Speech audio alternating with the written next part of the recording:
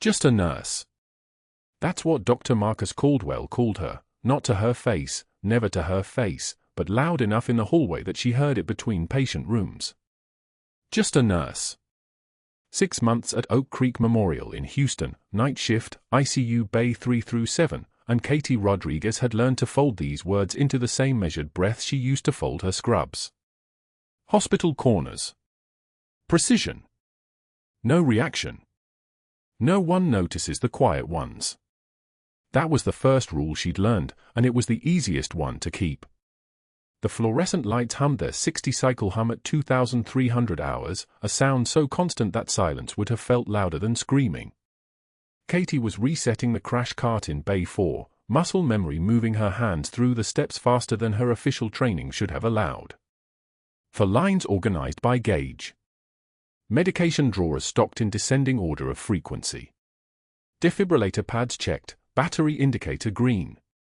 The crash cart at Oak Creek Memorial had never been this organized before she'd taken the night shift. The day shift nurses noticed but didn't ask. Dr. Caldwell didn't notice at all. Her hands moved with the terrifying fluid precision of someone who'd done this in far worse conditions than a sterile Houston hospital. San Juan Valley. 2010 through 2014. But that was a different life, a different name, a different chain around her neck. The dog tag beneath her scrubs caught on the cotton weave as she leaned across the cart, and she steadied it without thinking, a gesture so practiced it had become invisible. Single tag. Broken chain. The metal was warm from her skin, and the name engraved on its face was the reason she'd taken this job in the first place. Major James Mitchell, Delta Force. Her son's commanding officer. The man who'd kept Cole alive for 3 tours. Katie straightened the crash cart's wheels and checked the suction apparatus. The hiss of air pressure releasing, she tested it twice, listening for that specific tone that meant the seal was perfect. Then she moved to the medication drawers, her fingers trailing across labels she could read in the dark. Epinephrine. Amiodarone. Lidocaine. Code drugs. The names were automatic now, though nothing about the night shift was supposed to be automatic for someone who'd only been just a nurse for 6 months. The break room smelled like stale coffee and the particular exhaustion that comes from 12-hour shifts. Katie sat alone at the corner table, a cup of lukewarm coffee cooling in front of her, the ceramic already developing a ring of separation where the liquid had contracted. At the far end of the break room, 2 nurses laughed about a resident who'd mixed up blood types on a chart. A third joined in, and their voices carried the easy confidence of people who'd never had to remember how to disappear. Katie didn't look up. She didn't smile. She simply existed in the space they'd left for her, the gap between their table and hers spanning exactly 5 feet and the entire width of the room.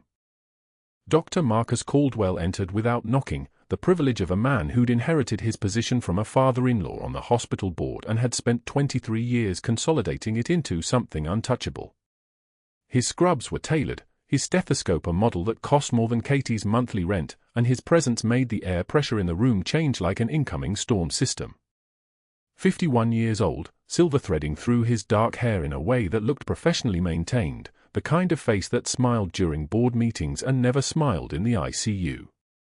He held a resident's roster in one hand and barely glanced toward the corner table where Katie sat today. "The quiet one does nights," he said to the resident beside him, a young man with nervous eyes who'd already developed the habit of nodding before understanding anything. Caldwell's voice was smooth, calibrated, the product of 1,000 calculated social transactions. Competent enough for routine cases. Don't give her anything complex. She's adequate at blood draws and charting, but anything requiring initiative, pass it up to day shift. Katie's coffee had gone cold. She didn't drink it. She didn't react. The silence around her held steady, and she pulled the next task from memory, check the crash cart again. Double-check the medication inventory. Assess the empty ICU bays for the morning shift. Her training had taught her that the most dangerous moment was when someone thought you weren't watching, so she watched everything with eyes that never seemed to look at anything. The other nurses left the break room around 23:15, their laughter trailing down the corridor. Katie remained, finishing her cold coffee in small sips, each one tasting like the specific loneliness that comes from being underestimated by everyone around you. She'd trained for 3 years in an environment where a single mistake meant someone's son didn't come home. She'd held pressure on trauma wounds in a surgical tent that was targeted twice by enemy fire. She'd run the most successful field hospital in Helmand province with a team of 6 medics and a prayer to a god she'd mostly stopped believing in. But that was classified.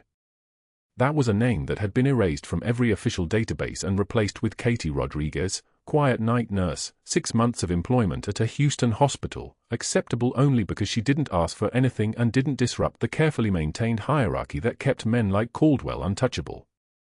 Her hands, when she looked at them in the fluorescent light, showed the evidence anyway. Surgical scars on her knuckles from a trauma training scenario that was classified as beyond top secret. A small puckered mark on her left palm where shrapnel had grazed her during a medevac extraction. Calluses that had nothing to do with pushing fours and everything to do with holding lives together in the dark. She turned her hands palm down on the cold break room table and waited for the shift to begin in earnest. The siren started at 2,327 hours. Just a whisper at first, the kind of sound that the ear almost misses, but Katie's body recognized it before her conscious mind did. Her spine went rigid. Her breathing shifted, not to panic, but to the specific controlled cadence of someone preparing for impact. The dog tag beneath her scrubs caught again, and this time she didn't adjust it. She let it lie against her chest, the metal surface holding the weight of 4 years she couldn't talk about and the ghost of a son who'd come home alive only because this man had ordered his team to stay on objective 48 hours longer than they were supposed to. The siren grew louder. Closer. The kind of proximity that meant critical, meant emergency, meant the night shift was about to stop being routine. Katie stood without rushing, without appearing to anticipate anything that hadn't been officially announced. She moved toward the ICU, her footsteps quiet against the hospital tile, her mind already running through the opening sequence, bay assignments, equipment checks, whether the crash cart was positioned optimally for rapid deployment to any of the 7 bays under her responsibility. The automatic doors at the emergency bay hissed open like a mechanical scream, and she heard the paramedics calling out vitals before she could see the stretcher. Male patient. Unconscious. Respiratory support in place. Unknown pathogen exposure, that part came through in the paramedic's voice like a warning written in static. The code was already being called. The attending physicians were being paged. And in the moment before anyone told her what to do, Katie Rodriguez felt the dog tag beneath her scrubs move against her skin as her heart rate climbed into the territory of recognition. The stretcher came through the ICU doors with controlled urgency, the paramedics moving with the precision of people who'd transported critical patients 100 times before. And there, unconscious on the stretcher with oxygen tubing running across his face and an N4 line already placed in his left arm, lay Colonel James Mitchell. His dark hair was thinner than it had been in the photos Cole kept on his deployment shelf. His face was gray beneath the tan, the kind of gray that came from systems beginning to fail. But the dog tag around his neck was unmistakable, older than the one Katie wore, polished by years of field use, hanging from a chain that was still intact because the colonel took better care of his gear than he took care of himself. Katie's hand found the broken chain at her own throat and held it steady. No one was looking at her. No one was paying attention to the quiet night nurse who stood in the corner of the ICU, watching a man who'd kept her son alive walk through the doors on a stretcher that might be the last stretcher he'd ever lie on. She pulled her composure around her like a second uniform and waited for someone to tell her where to stand. That's when Dr. Caldwell arrived, and the temperature in the room dropped 5 degrees. Dr. Caldwell's shadow fell across the ICU room before his voice did. He stood in Mitchell's doorway like a man who'd never learned to knock, his white coat perfectly pressed, his expression carved from something harder than bone. Behind him, the surgical team assembled, residents and fellows forming a gallery of witnesses. Elena Mitchell, the colonel's sister, clutched a tissue in one hand and her brother's discharge papers in the other, her eyes red-rimmed and hollow. Caldwell didn't greet the patient. Didn't acknowledge Elena. He scanned Mitchell's chart with the efficiency of a man reading a financial report, his jaw tightening with each page. When he looked up, his eyes found Katie with the precision of a laser sight. Nurse Rodriguez, he said, his voice perfectly modulated, perfectly cold. You volunteered for this assignment. Katie nodded once. I did, Dr. Caldwell. Tell me. He stepped into the room, forcing the residents to shift back. What's your experience with biohazard protocols? What's your training with unknown pathogenic exposure? Katie didn't hesitate. General precautions, standard isolation. General. He repeated the word like she'd confessed to something criminal. He turned to the surgical team, his voice rising just enough to carry through the open door into the hallway. Nurse Rodriguez here believes she's qualified for biohazard protocols. Someone remind me, what's her specialty? He paused, letting them flounder. Oh right. Bedpans and sponge baths. Barely competent for that. The residents laughed. That nervous, uncertain laughter that people make when authority demands it. One of them, a young man named Torres, looked down at his shoes immediately after, shame coloring his face. Elena gasped. That's completely uncalled for. But Katie was already moving. She set down the 4 bags she'd been holding with mechanical precision. Her hands were steady. Her breathing was measured. She closed her eyes for exactly 1 second, not a flinch, not a retreat, just a pause, and when she opened them again, something had shifted behind her eyes. Iron wrapped in silk. 1 tear escaped. Just 1. She wiped it away without breaking eye contact, her fingers moving with the same clinical efficiency she used for everything else. When she spoke, her voice had dropped an octave. A good doctor treats the patient, not the optics, Dr. Caldwell. The silence was absolute. Not uncomfortable silence. Dangerous silence. The kind that makes your nervous system understand that something fundamental has just shifted in the room's hierarchy. Caldwell's jaw clenched so hard a muscle jumped in his temple. His hands curled into fists at his sides. What infuriated him wasn't the statement, it was her composure. It was the fact that she hadn't submitted. Hierarchies like his required submission, required visible pain, required the satisfaction of a person breaking under pressure. Katie Rodriguez had offered him none of those things. She'd offered him a mirror instead. He left without another word. The residents followed like remoras trailing a shark. Elena waited until they were gone, then crossed the room and gripped Katie's arm. "Thank you," she whispered. "Thank you." Katie simply nodded and returned to checking Mitchell's full line. The next morning, Katie entered the break room to find 4 nurses gathered around the coffee station. Conversation stopped like someone had flipped a switch. One by one, they collected their lunches, sandwiches in plastic containers, water bottles, the small rituals of a 12-hour shift, and filed past her without a word. The last nurse, someone Katie had worked with for 6 months without incident, leaned close enough to speak quietly. "I have a family, Katie. I can't afford to get exposed because you want to play hero with a biohazard case." Katie sat down at the table. Opened her lunch. A turkey sandwich, apple slices, a container of yogurt. She ate methodically, mechanically, while her hand shook just enough that she had to grip the sandwich tighter than necessary. But that was private. That was something she did alone at a table in an empty room. By afternoon, the formal write-up appeared on the unit board in the main hallway. The placement was deliberate, right next to the Employee of the Month recognition and the hospital policy updates, where everyone who passed would see it. The paper was printed on official letterhead, Caldwell's signature sharp and aggressive at the bottom. Nurse Kate Rodriguez, written warning for unauthorized patient advocacy and failure to follow chain of command. 20 staff members saw it in the first hour. 30 by lunch. The entire night shift knew by shift change. Katie read it once, her face a mask of professional detachment, her eyes scanning the words like they were someone else's problem. Then she returned to Mitchell's room and never mentioned it again. At 18:47 hours, Caldwell cornered her outside the ICU. The hallway was empty except for a single orderly 2 doors down. He moved close enough that his voice wouldn't carry, his tone switching to something almost conspiratorial. Almost intimate. You don't get to question me, Bedpan Betty, he said. Not in front of my team. Not in front of patients' families. You stay in your lane, or I personally walk you out of this building. Understood? Katie looked at him. Really looked at him. Studied his face like she was cataloguing something. When she spoke, her voice was so quiet that he had to lean closer to hear it. Understood, Dr. Caldwell.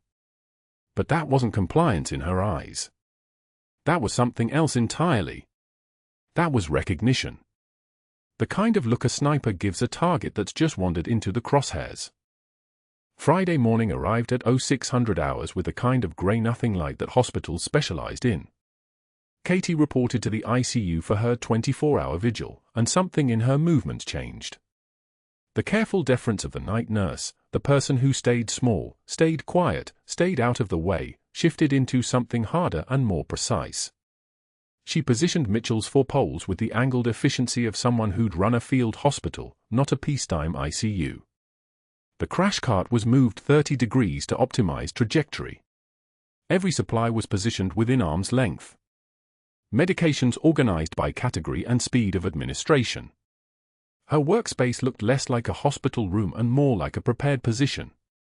Elena watched from the corner, her red eyes tracking Katie's movements. You knew my brother, she said quietly. Not a question. Katie's hand stilled for a moment. She was checking the defibrillator pads, making sure they hadn't expired, examining the battery indicator like it might tell her something important. He knew my son, Katie said finally. David. 75th Ranger Regiment, Bravo Company. Elena's breath caught. David Rodriguez. Oh God. James wrote about him. He said David was the best soldier he ever trained. Katie's voice was steady. That's what the letter said. She didn't offer anything more, and Elena understood that nothing more was coming. She settled back into her chair, tissues clutched in her lap, a woman waiting for miracles while clinging to the memory of her brother's letters. What Elena didn't know was that Caldwell had already begun his work. At 08 for 7 hours, from his office on the 3rd floor, Caldwell made 3 phone calls. He moved like a chess player planning 3 moves ahead, not a man losing his temper. The first call went to Dr. Sharon Reeves, the nursing director. She answered on the second ring, her voice cautious. Marcus. It's early. I need you to document every deviation Rodriguez makes on Mitchell's case. Every medication timing, every protocol deviation, every unsupervised action. Everything. Marcus, that's not a request. The patient is a biohazard exposure. She volunteered for it knowing nothing about containment. If something goes wrong, this hospital needs documentation that we took precautions.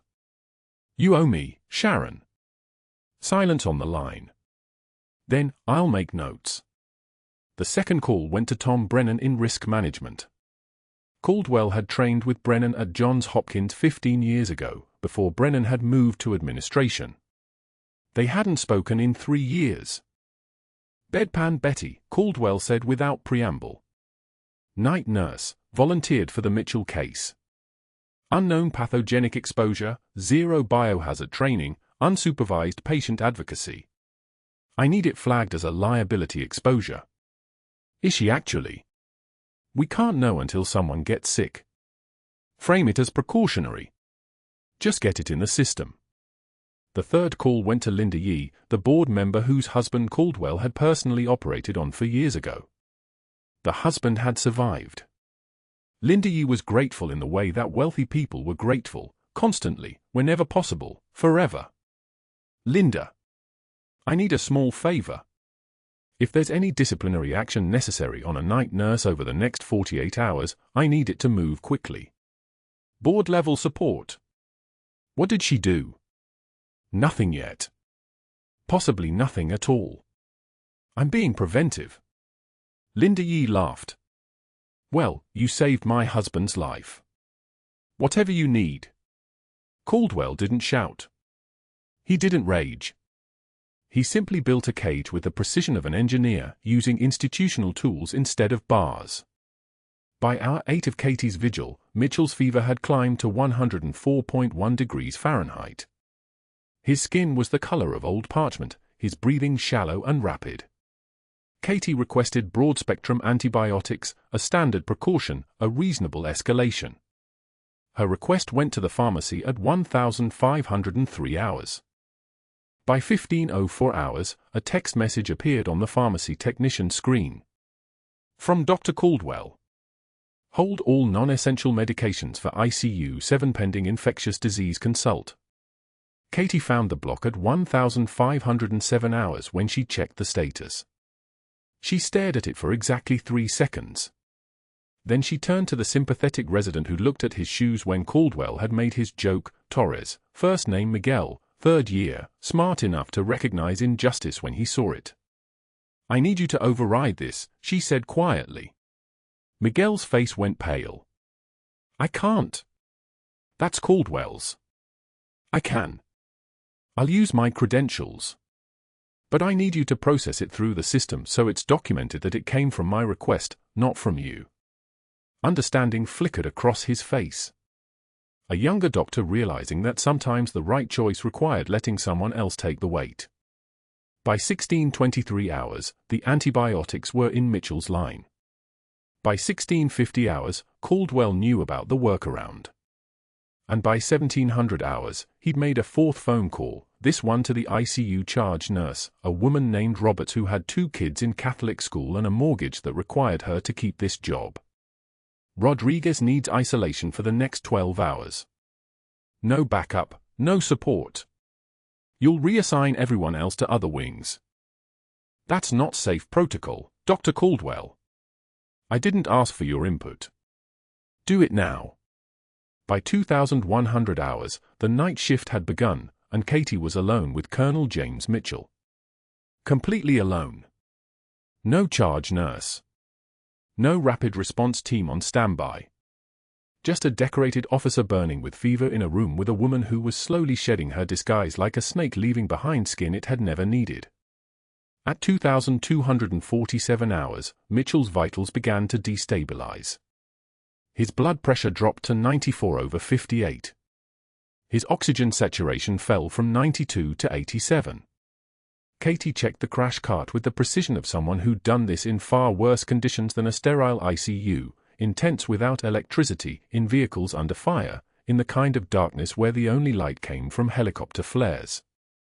She opened the crash cart drawer, found the defibrillator pads, checked the airway equipment, verified the intubation supplies. Her hands moved with a competence that didn't belong to someone who worked bedpans. But that wasn't the worst part. The worst part was that she'd been expecting this. The worst part was that the cage Caldwell had built was exactly the cage she needed. And Katie Rodriguez, hidden under layers of night shift compliance and professional humility, was already preparing to become something he'd never anticipated. Friday, 6:13 a.m. Katie Rodriguez stood at the threshold of Mitchell's room like a soldier surveying a battlefield, and the fluorescent lights cast everything in the color of old bone. The colonel lay motionless on the hospital bed, his breathing synchronized to the ventilator's mechanical wheeze, in, hold, out, repeat, a rhythm that was keeping him alive by forced rhythm alone, not by choice. His skin had taken on the waxy pallor of someone whose body was already negotiating with death. Katie didn't flinch at the sight. She'd seen worse in far worse conditions. What she saw instead was a problem to be solved, and problems had solutions if you had the right training and the discipline to think through the noise. She began her 24-hour vigil with the efficiency of someone who'd set up field hospitals in places where the electricity might fail, where supplies ran out at hour 3 of a 6-hour crisis, where the difference between a patient living and dying often came down to one person thinking clearly when everyone else was panicking. The 4 poles she repositioned at precise angles for rapid access, not the lazy arrangement the day shift nurses had left, but spaced for quick manipulation during code situations. The monitoring cables she rerouted so nothing would tangle if she needed to move fast. The crash cart she wheeled closer to the bedside and opened to verify every single tray, defibrillator pads, airway equipment, medication ampoules arranged in the sequence she'd need them, not the sequence the hospital's supply chain preferred. Elena, Mitchell's sister, watched from the visitor's chair with the hollow-eyed exhaustion of someone who'd already cried out all her tears and was now just existing in the spaces between heartbeats. She said nothing. Katie didn't expect her to. She simply worked, her hands moving with a precision that would have seemed almost choreographed to anyone who understood what they were really seeing, the practiced muscle memory of someone who'd done this exact task in conditions that would make a civilian nurse's hands shake. Here, in this sterile Houston hospital room, every movement was economical. Nothing wasted. Nothing uncertain. At hour 4, Mitchell's fever spiked to 103.2 degrees despite the cooling blanket set to maximum, despite the aggressive antipyretic protocol Caldwell had reluctantly authorized before disappearing into his office. Katie adjusted the thermostat in the room to 66 degrees, then positioned the bear hugger blanket differently, creating microclimates of cold and monitored circulation. She'd learned long ago that protocol was a starting point for thinking, not an ending point. The pathogen they were fighting was still unknown, some respiratory compound from Sanjin that had manifested like pneumonia but moved like sepsis, and the gap between what they knew and what they needed to know was widening like a wound that wouldn't close. By hour 8, Mitchell's blood pressure had begun a slow descent. 128/74 at lunch. By hour 12, it was 105/62. Katie charted each number with mathematical precision, not the casual documentation style the day nurses used. These numbers told a story if you listened to them. They said infection was winning. They said the body's inflammatory response was becoming septic cascade. They said time was a luxury Mitchell could no longer afford, and luxury died first in crisis situations. Elena brought coffee from the break room at hour 14, lukewarm by the time she returned, but Katie accepted it without protest. She drank it in one continuous swallow while monitoring the drip rate on the secondary full line, her eyes never leaving the vital sign monitor. The coffee tasted like burnt pennies and resignation, but it was hot and it was caffeine, and caffeine was information her body needed. She'd learned to fuel herself efficiently during long operations. Eat when you can. Sleep when it's safe. Maintain function. Everything else was secondary. Hour 15, Mitchell's condition began deteriorating with the sudden acceleration of a stone dropped from a cliff. His BP dropped to 87/43. His heart rate, which had been climbing steadily, suddenly became erratic, jumping from 112 to 128 to 96, irregular patterns that spoke of a heart struggling to pump against dropping pressure. The alarm on the monitor began its soft electronic chirp, then escalated to urgent beeping. Katie didn't react with urgency. She moved with the controlled efficiency of someone who'd already calculated 3 scenarios ahead. She pushed the 4 fluids faster, watching the bag compress as gravity and pressure worked together. She increased the ventilator settings, pushing oxygen delivery from 60% to 100%, watching the O2 sat numbers climb, 85. 87, 86. It was falling. The numbers were falling. At hour 16, Mitchell's oxygen saturation hit 88% and stayed there like a hand pressing down on his lungs, refusing to let go. His BP had dropped further, 80/40. The alarm intensified. Elena rose from her chair, her voice breaking into fragments. Katie didn't look at her. She was already moving toward the phone, already dialing the number for the on-call surgeon. The line rang 4 times. No answer. She waited 30 seconds and dialed again. Same dead silence. On the 3rd attempt, Dr. Caldwell answered with the irritation of someone who'd been interrupted during something important, which he always made clear was more important than anything a nurse might need. Dr. Caldwell, this is Katie Rodriguez in the ICU. Colonel Mitchell is decompensating. BP 80/40, heart rate erratic, O2 sat at 88% on maximum ventilation. We need you to evaluate for possible endotracheal tube repositioning or... I reviewed the charts this morning. His voice was flat, surgical in its precision. The patient is stable on current management. Katie's jaw tightened, but she kept her voice level. He's not stable. His vitals are deteriorating rapidly. Bring him to the CT scanner. We'll check tube placement. A pause. After your shift ends. She didn't move. He may not have that time. Then he doesn't have that time. The line went dead. Katie replaced the phone slowly, her hand steady, her breathing controlled. She'd been trained to stay functional under circumstances that would collapse most people's nervous systems. This was just a different kind of combat, a different kind of enemy, and enemies didn't care about your rank or your training if you let them win through hesitation. She called again.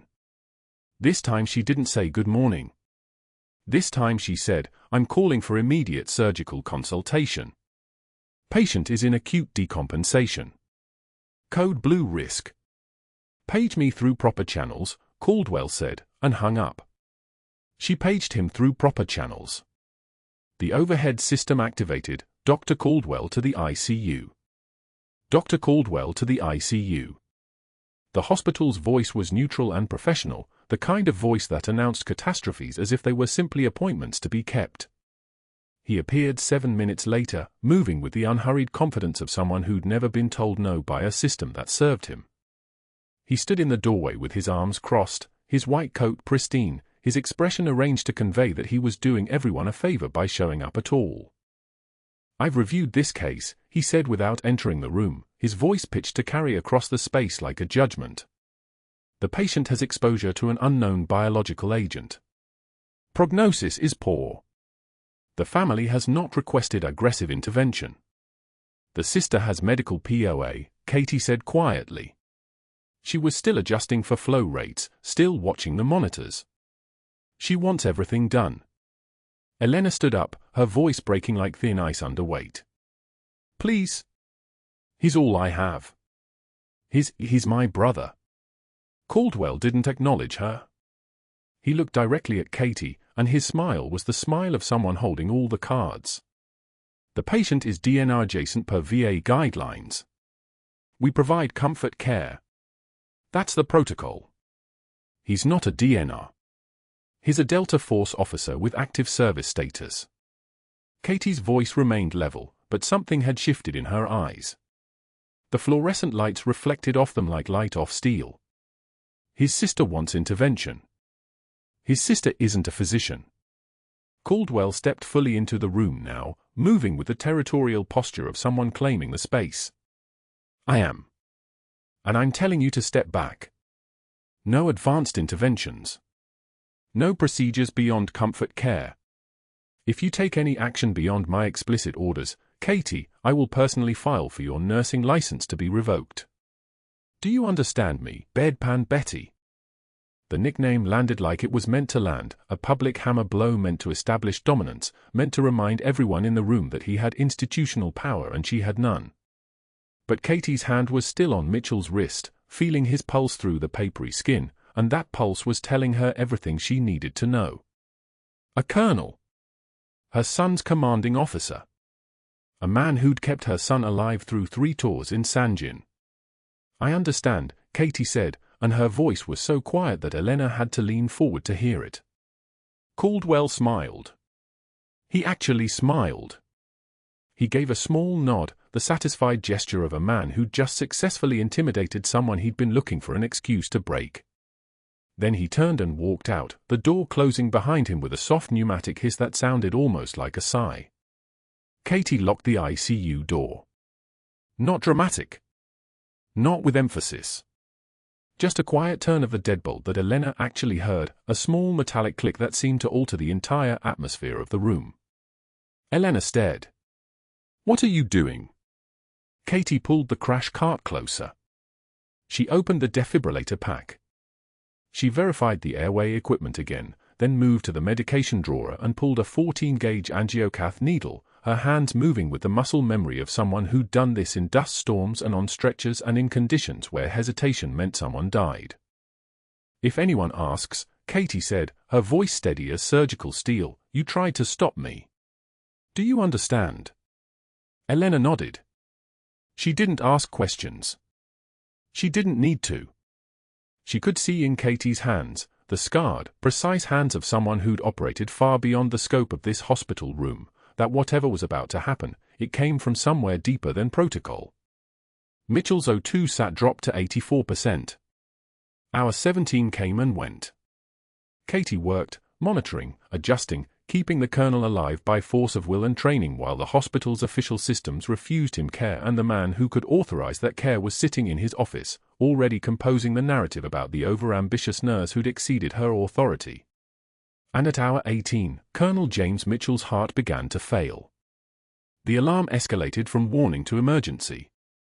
The monitor showed a rhythm that was deteriorating, a heart that was running out of electricity and options simultaneously. Elena gasped. Katie's hands were already moving, and what she did next would cost her everything she'd rebuilt in Houston, everything she'd constructed as a civilian, everything that stood between Major Katie Rodriguez and the world that had tried to erase her. Hour 19. The monitors began their descent into chaos.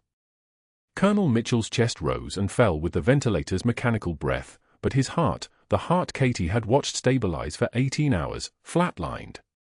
No pulse. No respirations. No rhythm. The alarm screamed. 3 short beeps that meant the end of everything. Katie moved. Not fast. Precise.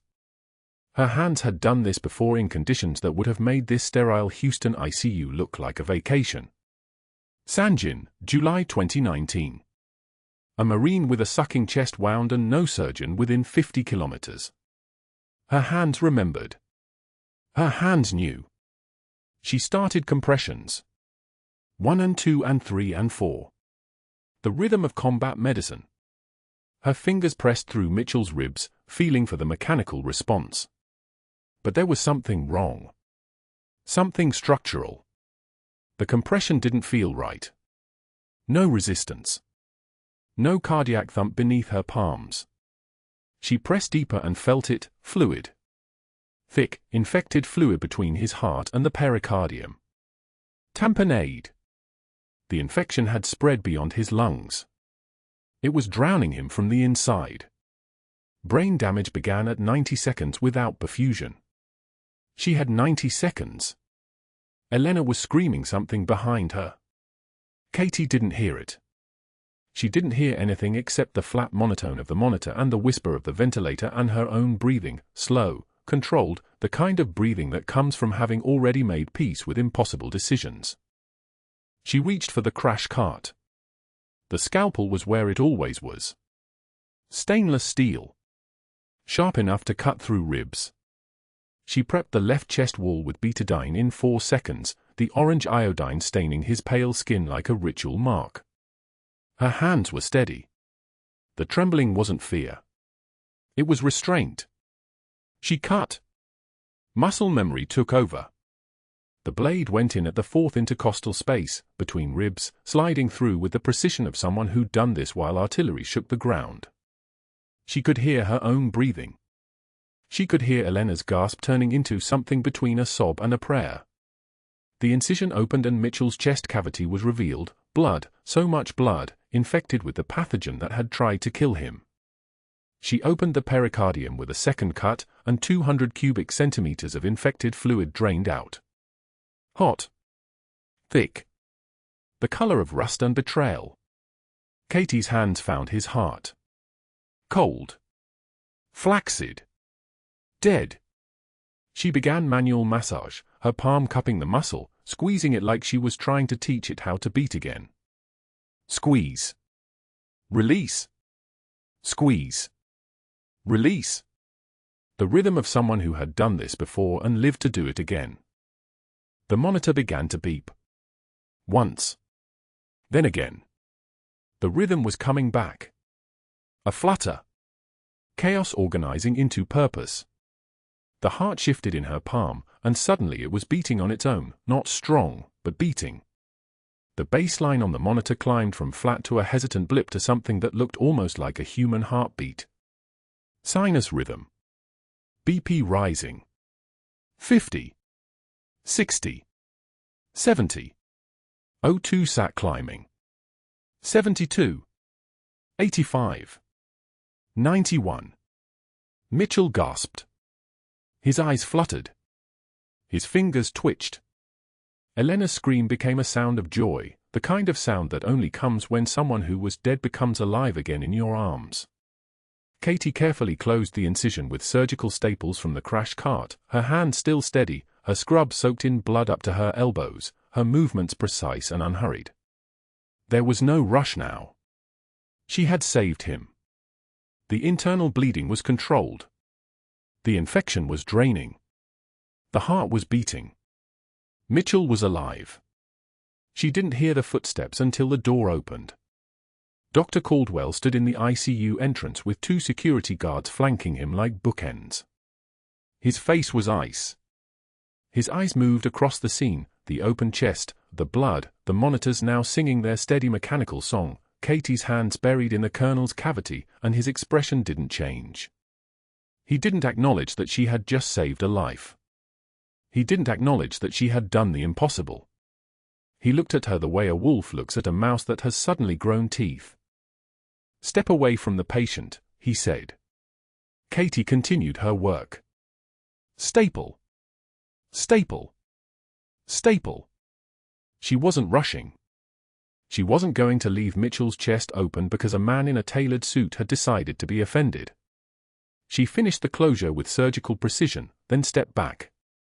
Caldwell walked to the bed and examined the incision without speaking. Then he turned away, his phone already in his hand.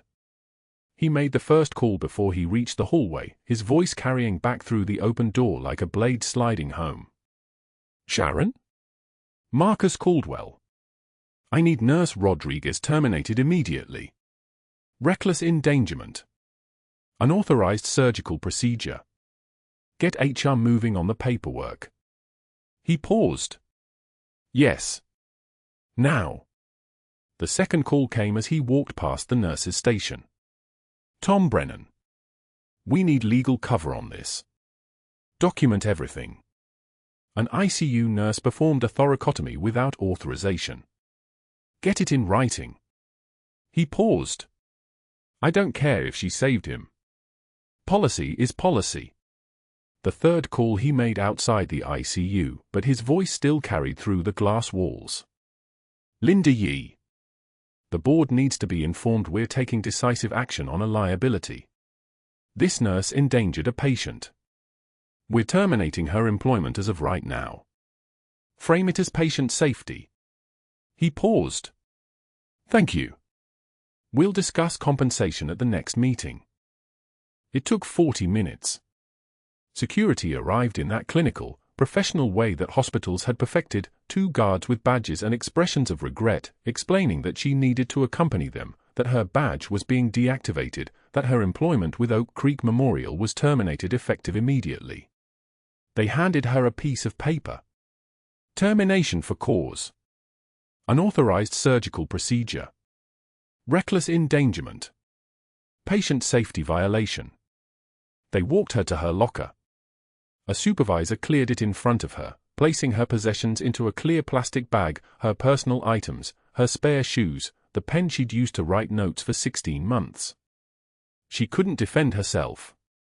She couldn't explain that the pen she'd used was the same pen that had filled out after-action reports in Helmand Province. She couldn't explain that the hands they were accusing of recklessness had performed 127 combat surgeries under fire. She couldn't explain that she had been ordered to disappear after a classified operation went sideways, that the military had erased Major Catherine Rodriguez from every database, that she'd been given a new identity and explicit instructions never to surface. None of that was allowed to exist. She signed the paperwork in silence. Her signature looked like it belonged to a stranger. That night, at 2,247 hours, Katie stood alone in the hospital laundry room in the basement. Fluorescent lights buzzed overhead. The dryers hummed their mechanical lullaby. She folded her scrubs one final time, the fabric still warm from the cycle, and set them on the shelf with hospital corners. The blue fabric that had held her through 16 months of night shifts. The fabric that still smelled like antiseptic and Mitchell's blood. Her hand shook. Not from fear. From the weight of having saved someone and lost everything. She left the scrubs on the shelf and walked out through the loading dock, carrying everything she owned in one bag. The dog tag, her son's dog tag, hung around her neck beneath her civilian clothes, the only proof that she had ever been who she really was. The chain was broken, held together with dental floss and determination, much like everything else in her life. The parking lot was empty at dawn. Just Katie and the concrete and the knowledge that Dr. Caldwell had made his calls and won his game, not knowing that he had just accelerated the arrival of something far larger and more unforgiving than hospital politics.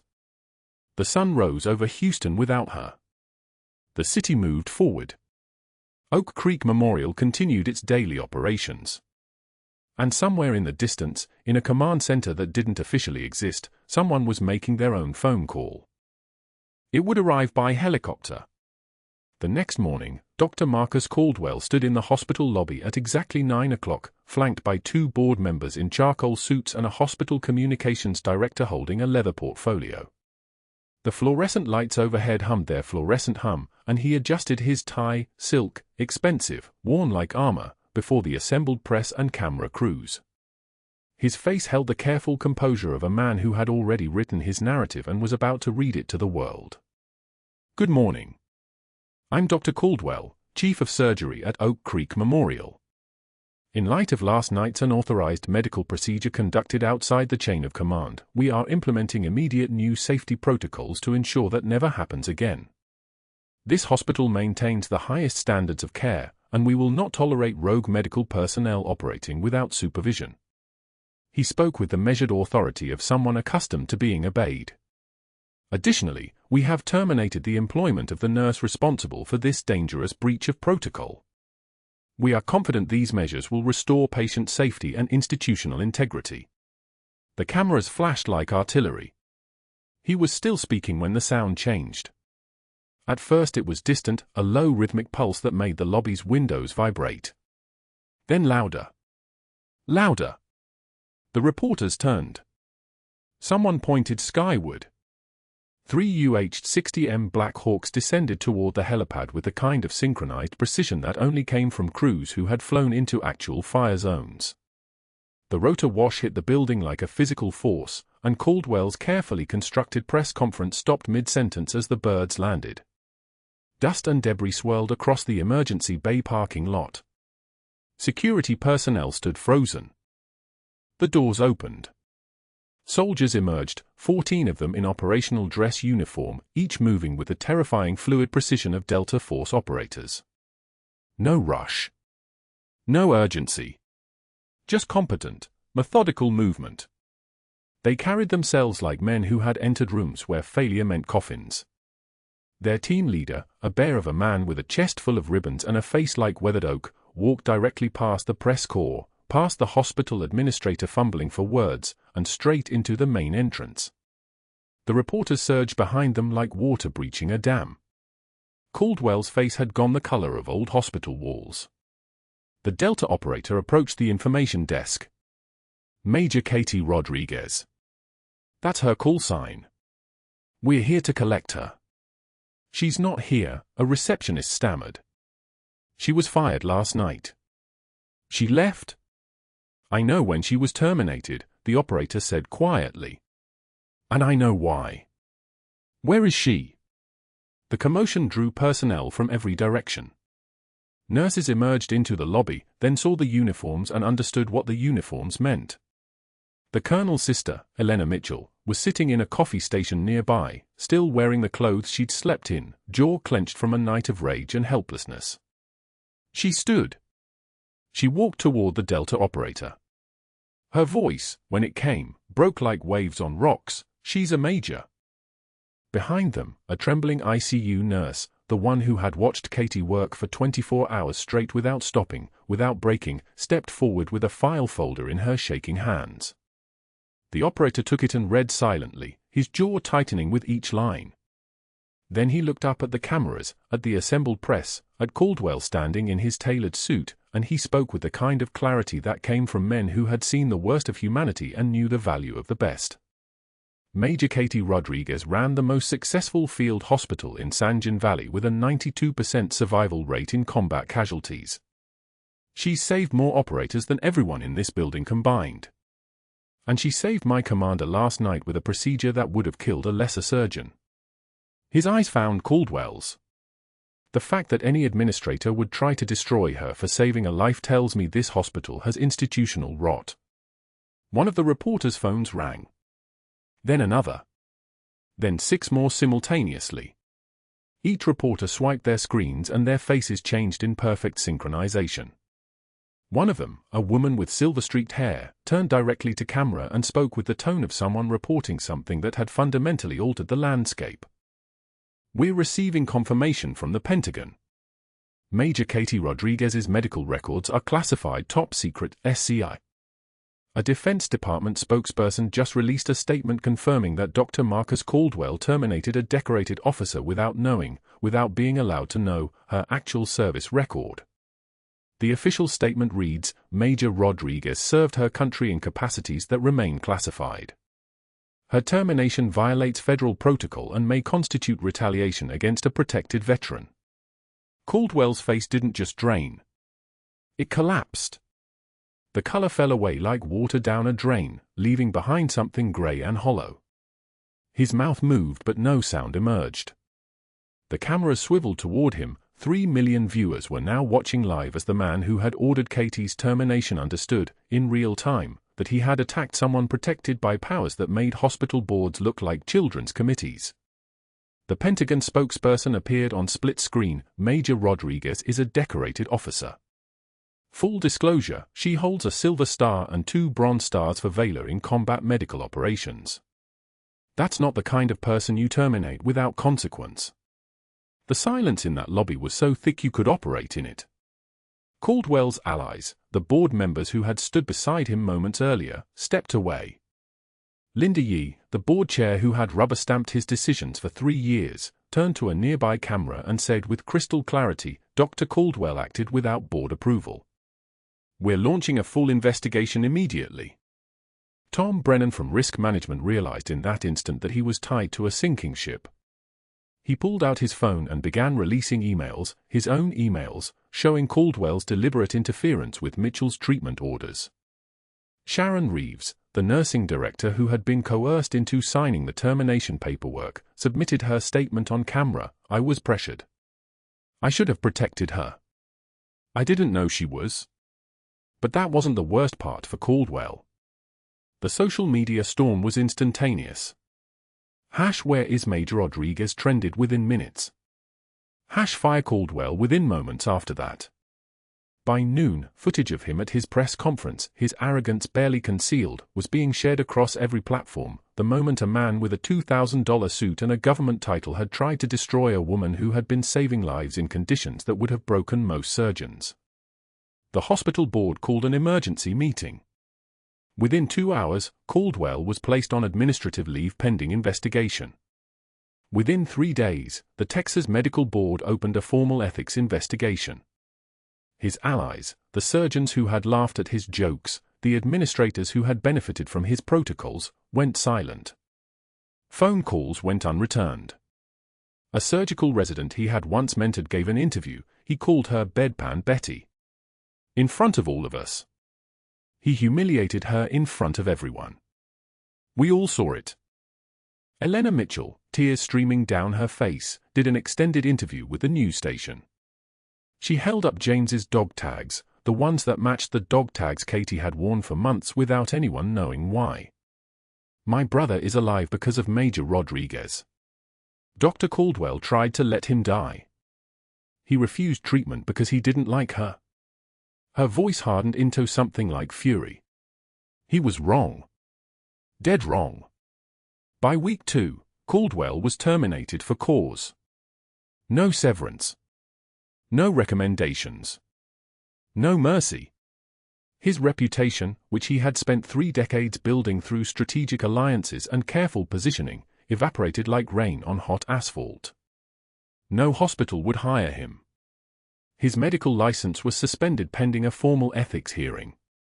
He made phone calls to colleagues who suddenly had no time to talk. He reached out to board members who didn't answer. His wife filed for divorce. His children, seeing the national news, changed their phone numbers. By month 3, the only job he could find was the one no one else wanted. Night security at Oak Creek Memorial Hospital. The same hospital he had ruled. The same hallways where he had demanded deference. Checking badges at the employee entrance for $15 an hour, clipboard in hand, watching people walk past him who had once feared him. The irony was suffocating. Meanwhile, somewhere in a command center that officially did not exist, Major Katie Rodriguez's name was being reinstated into the system. Her records, redacted and classified, were being explained to hospital administration with enough clarity that they understood they could rehabilitate their reputation or they could double down on their mistake. They chose rehabilitation. The board offered her a position. Katie negotiated with the kind of precision that came from interrogation rooms and peace treaties, Director of Trauma Services. Full autonomy. Final say on all emergency protocols. The hiring and firing of trauma personnel. Complete restructuring authority. They agreed to everything. The narrative had inverted. The quietest person in the room had just become the most powerful person in the room. And 6 months later, when she walked through the front doors of Oak Creek Memorial on her first day as director, her scrubs bore the insignia of her rank. On her shoulder, embroidered in gold thread, were 3 words, Major Katie Rodriguez. The hospital's new trauma division patch sat beside it. The dog tags, her son's and the colonel's, hung beneath her scrubs, touching her sternum with each step. She parked in the executive lot. She walked toward the employee entrance where she had once entered as a cautious, deferential nurse. The morning sun caught her shoulders. Her hands, scarred and steady, pushed open the doors. He was still there. Dr. Marcus Caldwell in a dark blue security uniform, checking badges, his hair more gray than before, his face carved from exhaustion and regret. He looked up as she approached.